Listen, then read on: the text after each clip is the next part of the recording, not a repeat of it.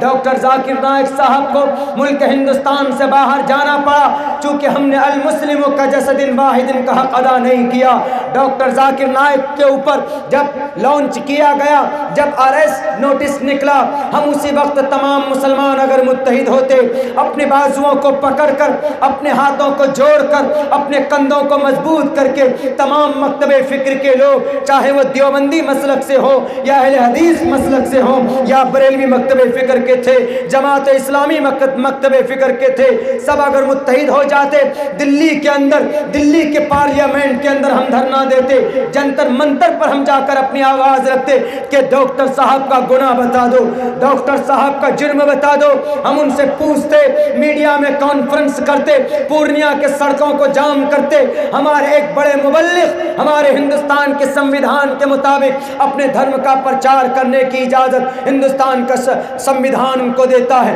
لیکن تم نے اپنی طاقت کا ناجائز استعمال کیا۔ جرم بتا دو ڈاکٹر صاحب کا کیا ہے۔ اگر ہم مسلمان متحد ہوتے، اپنی وحدانیت کا طاقت دکھاتے، تو میرے بھائیوں ڈاکٹر ذاکر نائک کو کوئی طاقت ہندوستان سے باہر رکھنے پر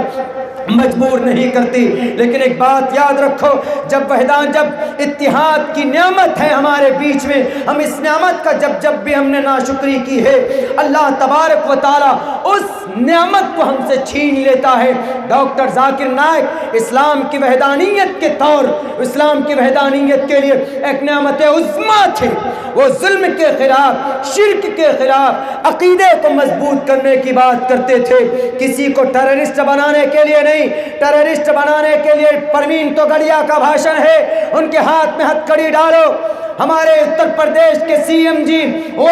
بھاشن دیتے ہیں اگروادی کے اور ٹیررسٹ بنانے کی، اور لوگوں کے اندر ایک طرح کے جذبات، ایک طرح سے بھڑکاؤ بھاشن دیتے ہیں، ان کے ہاتھ میں ہتھ کڑی نہیں لگتی۔ ڈاکٹر صاحب کا صرف یہ فرمان تھا کہ بھائی there is no God but one God, Muhammad is the last messenger of one God۔ ایک اللہ کی بھکتی کا پرچار کرنا گناہ ہے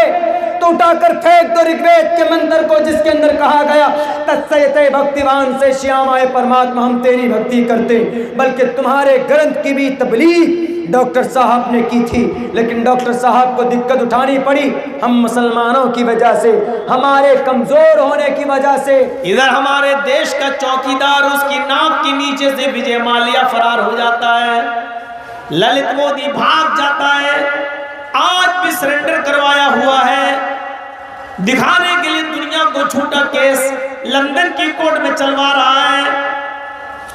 ڈاکٹر ذاکر نائک کو انٹرپول کے ذریعے لانے کی بات کرنے والا وجے مالیا کو نہیں لا پا رہا، للت مودی کو نہیں لا پا رہا ہے۔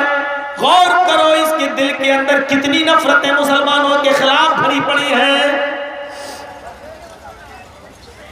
یہ اس دیش کی دو آنکھوں میں سے ایک آنکھ کو پھوڑنے کی کوشش کر رہا ہے، یہ اس دیش کے دونوں ہاتھ میں سے ایک ہاتھ کو توڑنے کی کوشش کر رہا ہے، یہ اس دیش کے دو پیروں میں سے ایک پیر کو توڑنے کی کوشش کر رہا ہے، یہ ہمارے دیش کو لنگڑا لولا اور اپاہج بنانے کی کوشش کر رہا ہے۔ اے اللہ، یہ تہجد کی نماز کا وقت ہے، ہم تجھ سے دعا کرتے ہیں کہ تو ہمارے ملک کی حفاظت فرما، اے اللہ تو ہمارے دیش کی حفاظت فرما، ان چوروں لٹیروں اور گھرنا اور نفرت کے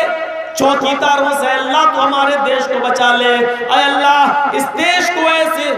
باصلاحیت حکمراں دے جو ہندو مسلمان سکھ عیسائی سب کو بھائی بھائی کی نظر سے دیکھیں اور سب کو برابر کا حق دینے والے مل جائیں۔ اے اللہ اس دیش کی حفاظت فرما سچے حکمرانوں سے۔